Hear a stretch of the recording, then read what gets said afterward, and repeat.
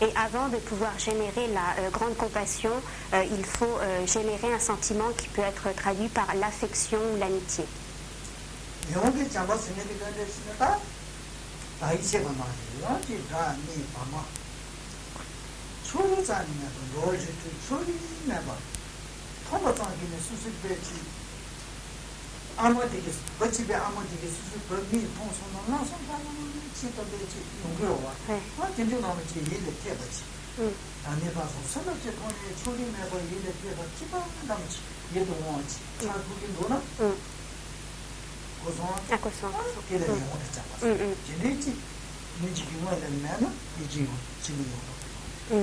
Et cette affection donc doit nécessairement précéder la grande compassion. Ce qu'on appelle cette affection également doit être dénuée de toute distinction entre les proches, entre les êtres lointains, mais les êtres des six classes d'existence doivent être considérés avec la même affection ou la même amitié. Lorsque une mère voit son fils unique, dans son esprit une joie naturelle naît, et de la même façon, lorsque l'on a développé cette amitié-affection, quels que soient les êtres que nous pouvons rencontrer, un sentiment affectif naît dans notre esprit.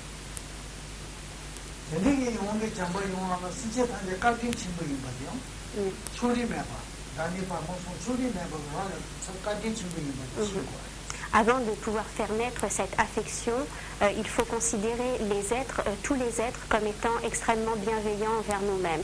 Donc nous devons considérer que tous les êtres, sans distinction, les proches, les êtres plus lointains, etc., que tous les êtres des six classes d'existence sont pour nous d'une bienveillance égale.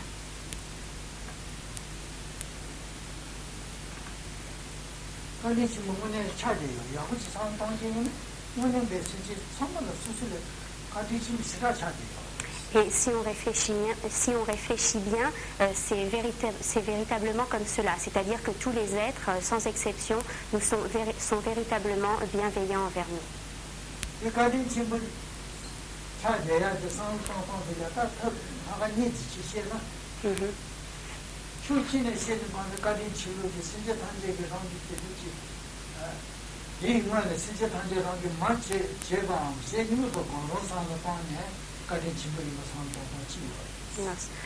Afin de considérer la bienveillance des êtres, il y a deux manières de réfléchir à la manière dont les êtres sont bienveillants envers nous. La première de ces méthodes est de considérer que tous les êtres dans nos existences passées ont au moins une fois été notre mère ou ont eu la possibilité, ou il est probable qu'elles aient pu être notre mère.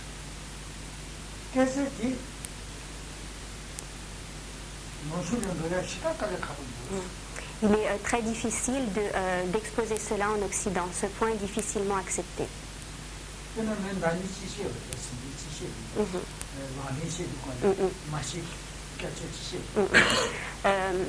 L'année dernière, lorsqu'il donnait des enseignements sur le Lamrim à propos de reconnaître tous les êtres comme ses mères, Rinpoche avait exposé ce point.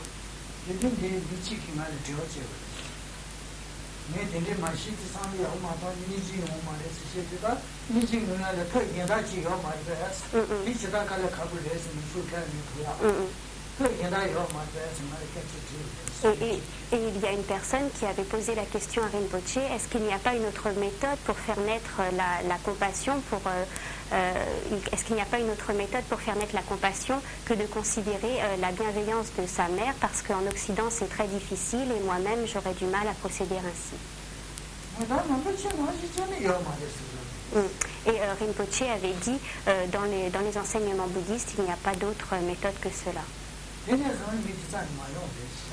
Et depuis, cet homme n'est plus jamais revenu aux enseignements.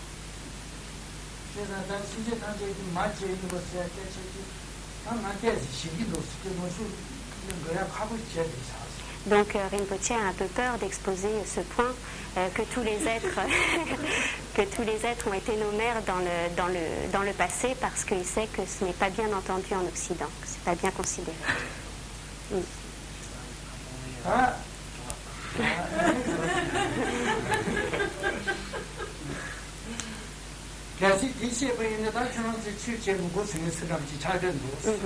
Si jamais Rinpoche expose cela, les gens risquent de dire bon, bah, je n'ai pas besoin de pratiquer le dharma, c'est pas la peine.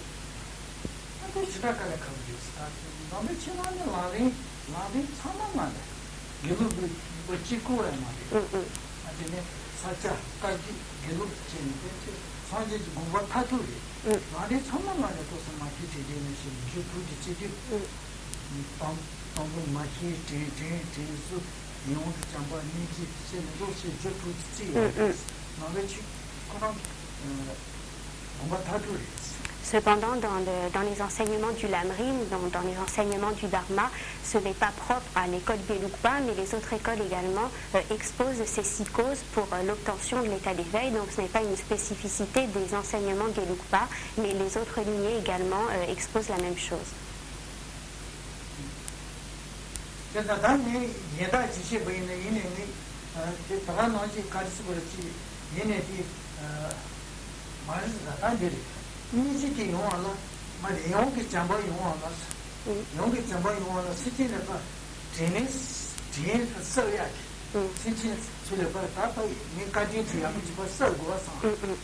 Afin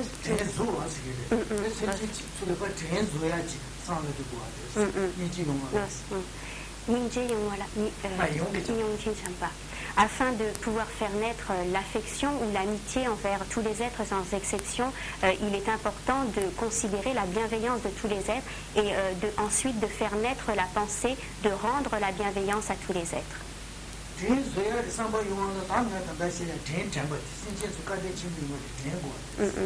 Donc, afin de pouvoir rendre la bienveillance aux êtres, il est absolument nécessaire au préalable de penser que tous les êtres sont bienveillants envers nous. Donc, de penser aux différents moyens qu'ont les êtres d'être bienveillants envers nous.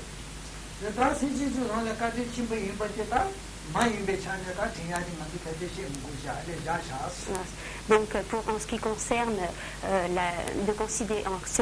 le fait de considérer tous les êtres bienveillants parce qu'ils ont été tous nos mères dans le passé, Rinpoche ne va pas s'étendre dessus. Il dit qu'on va en rester là sur ce point. Et il va donner une autre méthode qui consiste à considérer les êtres comme bienveillants sans pour autant les considérer nécessairement comme ayant été nos mères dans le passé.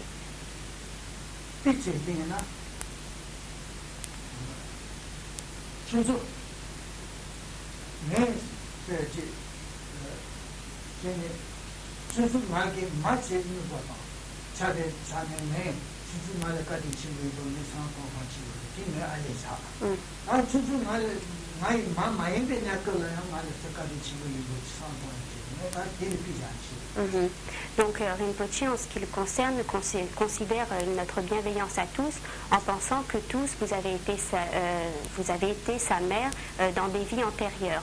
Mais vous-même, vous pouvez considérer que Rinpoche est bienveillant envers vous sans considérer forcément qu'il a été votre mère dans des vies antérieures. Il va donner un exemple.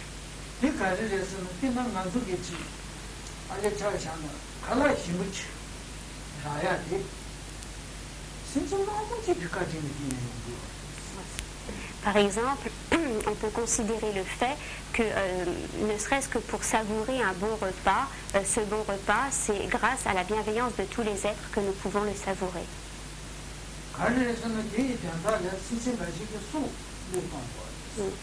Car certains individus, pour que nous puissions avoir obtenu ce plat, ont sacrifié leur propre vie. Certaines personnes ont travaillé très durement pour réunir ce qui constitue ce repas. Donc il y a beaucoup de personnes qui ont travaillé pour obtenir ce repas.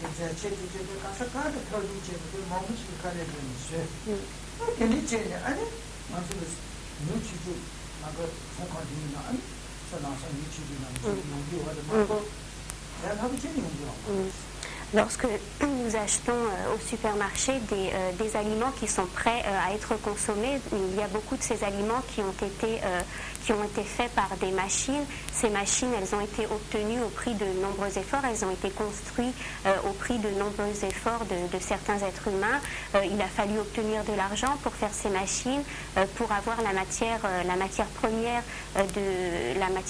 des produits que nous achetons tout fait. Il a fallu que beaucoup de personnes travaillent durement, qu'ils utilisent beaucoup de leur énergie.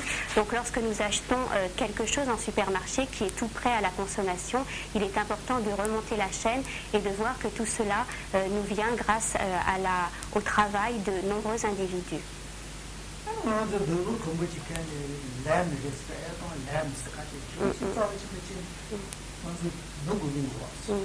Et également, lorsque nous portons des vêtements en laine que nous considérons comme bien chauds, comme très, très précieux parce que nous en avons besoin, également c'est la même chose lorsque nous achetons des vêtements.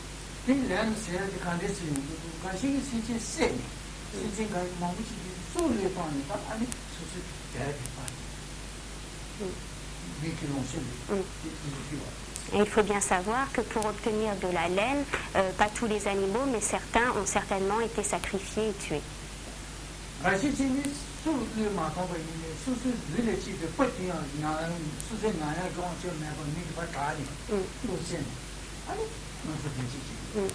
Et d'autres moutons n'ont pas forcément été tués, mais on leur a retiré ce qui leur appartenait en propre, on leur a retiré leur laine, leur poil pour notre propre usage, donc on les a privés de ce qui était leur propre bien.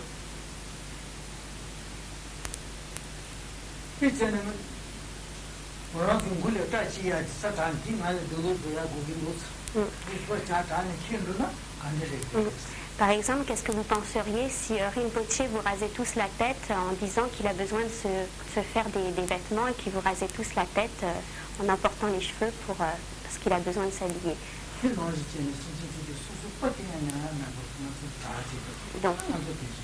Et donc de la même façon, nous, sans se soucier de leur accord, nous rasons des moutons pour utiliser leur laine.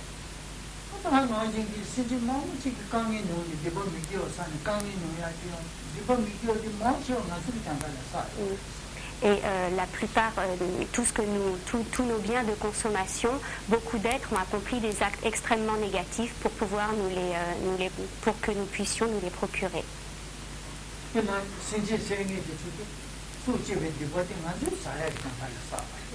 Par exemple, ceux qui tuent des animaux pour notre propre consommation, ils ont accumulé des actes très négatifs pour notre propre utilisation.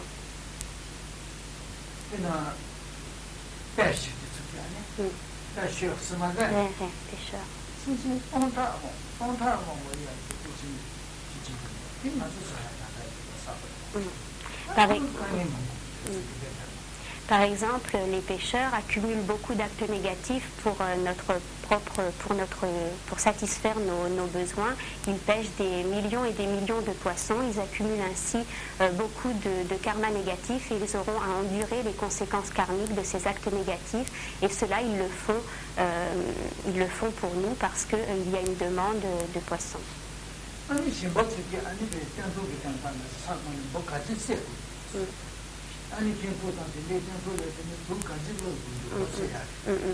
Et également donc pour les cultivateurs, pour pouvoir préserver leurs fruits, pour pouvoir préserver leur récolte, tuent beaucoup d'insectes, de parasites en mettant des désherbants, toutes sortes de produits qui ont pour but donc de tuer tous les insectes.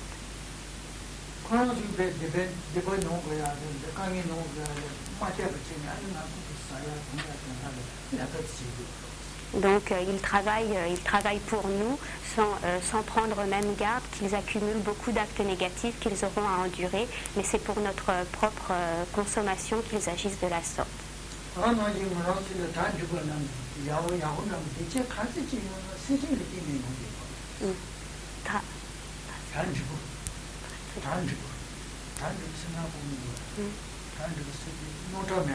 Allez. Et pour... allez. Et donc tous nos bonheurs, tous nos plaisirs, tout le bien-être que nous pouvons expérimenter, c'est grâce à la bienveillance de tous les êtres que nous pouvons les expérimenter. Donc ainsi, on voit bien qu'ils sont effectivement extrêmement bienveillants envers nous.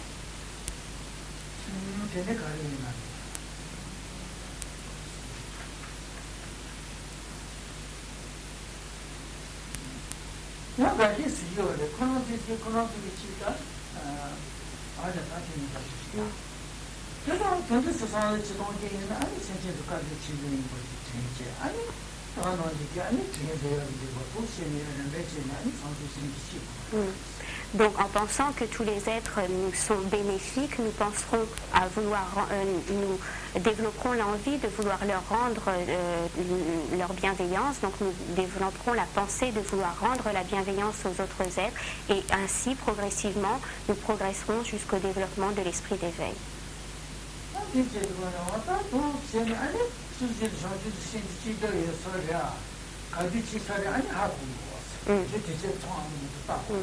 Donc on peut savoir soi-même si on a ou non développé l'esprit d'éveil. Il suffit de considérer est-ce que j'ai bien développé ou non les causes précédant le développement de l'esprit d'éveil.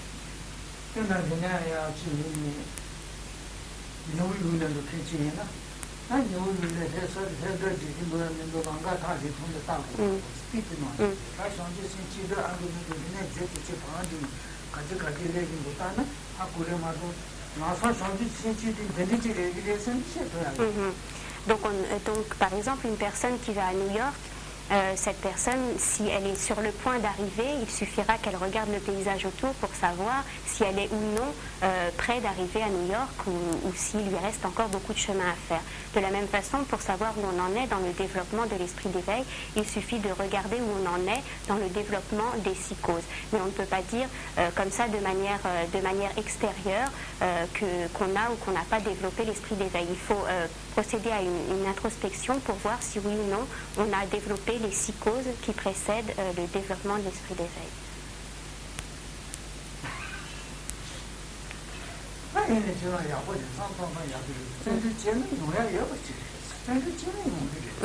Donc Rinpoche dit que ta façon de penser est excellente, que c'est bien d'avoir posé cette question, et que si on utilise l'enthousiasme et l'énergie, la paramita de l'énergie et de l'enthousiasme, il est tout à fait certain que l'on pourra développer l'esprit d'éveil.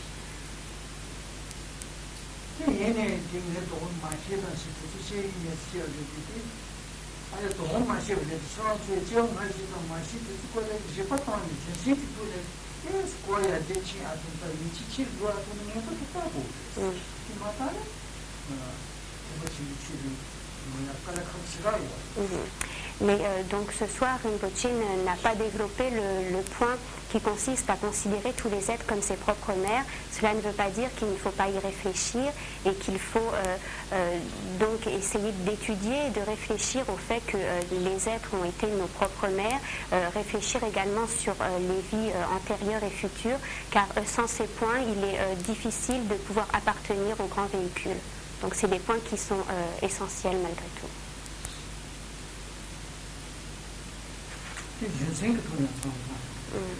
Donc on peut y penser en réfléchissant aux raisons qui valident ces points.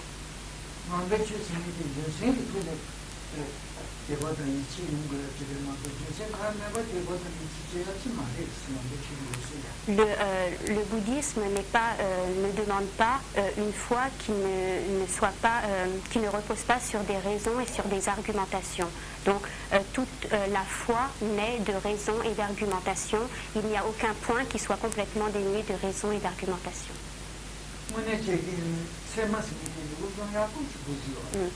Normalement, il faudrait suivre de bonnes études de logique au mieux. Pramana Vatika. En sanskrit, la logique se dit Pramana Vatika.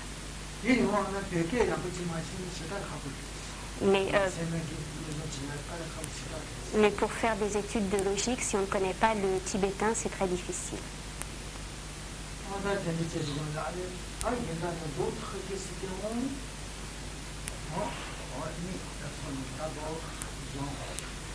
Oui, j'aimerais savoir quelle est la raison, donc, sur le système, quelle est la raison